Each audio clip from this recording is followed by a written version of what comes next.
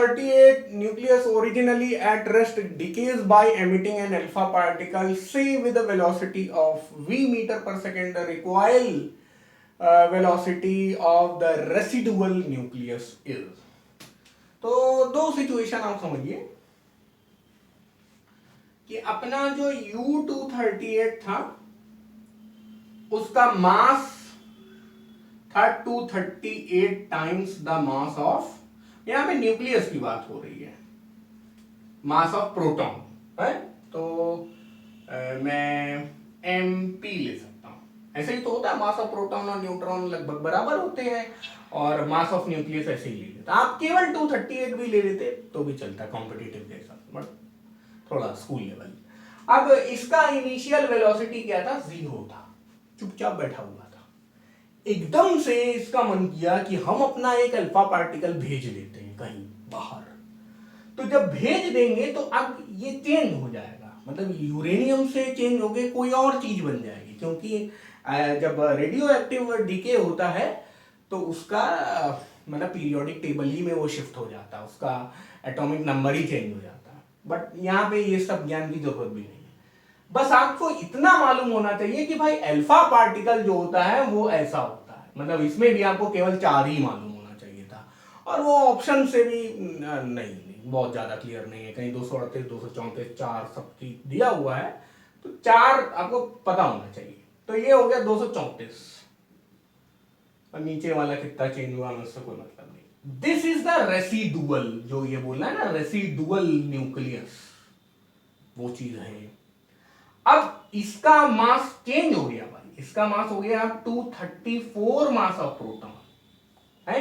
ये m1 था, ये m2 था, और ये m3 हो गया 4 मास ऑफ प्रोटॉन। इसकी वेलोसिटी आपसे पूछी गई है और उसकी वेलोसिटी आपको से विद वेलोसिटी v, इसकी वेलोसिटी आपको v दी गई, तो एक तरीके से आपने v2 पूछा गया, ठीक है। और इसको भी v1 कर सकते हैं, u1 कर सकते हैं, जो मर्जी हो। सो इनिशियली मोमेंटम वाज 0 क्योंकि ये रुका हुआ था, m1 u1। अब ये बॉम्ब फटने जैसा है, m2 v2 plus m3 v3। v3 आपको v दिया हुआ, वेलोसिटी ऑफ अल्फा पार्टिकल आपको ऐसा दिया हुआ, this is 0, this is m2 is 234 mass of proton into v2, यही निकालना है। This is 4 mass of proton into v, ये दिया गया है। मास ऑफ जो मास ऑफ अल्फा पार्टिकल आपको 4mp दिया गया है या 4 दिया गया है, और वेलोसिटी ऑफ अल्फा पार्टिकल आपको v दिया गया है, तो वही यहाँ पे है। और आप देख सकते हैं कि mp जो हम लोग ने अपनी तरफ से लिया था वो कट भी जाएगा, तो इसलिए आप कॉम्पिटिटिव एग्जाम में तो 234 और 4 ही लेके आइए, कुछ मत करिए। 234 v2 will become minus 4v, v2 is minus 4v divided by 234। और हाँ वेरी गुड, माइनस साइन भी इन्होंने दिया है, तो बहुत अच्छी बात है। और आप जल्दी में ऑप्शन 2 लगा सकते हैं, लेकिन आंसर है आपका ऑप्शन 4।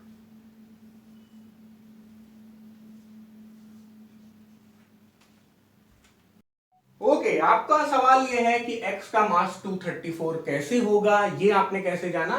तो हमें ये जानना चाहिए जब न्यूक्लियर रिएक्शंस होती हैं तो जो कंजर्वेशन ऑफ मास होता है वो भी वैलिड होता है। अगर हमें ये मालूम है, ये क्वेश्चन आपसे एक्सपेक्ट कर रहा है कि अल्फा पार्टिकल का मास 4 होना चाहिए, 4 होता है, तो जब 238 में से 4 निकल गया तो ये 234 हो गया, खत्म बात। तो 234 plus 4 is equal to 238। This is a reaction, nuclear reaction, ये रिएक्टेंट है और ये दोनों प्रोडक्ट।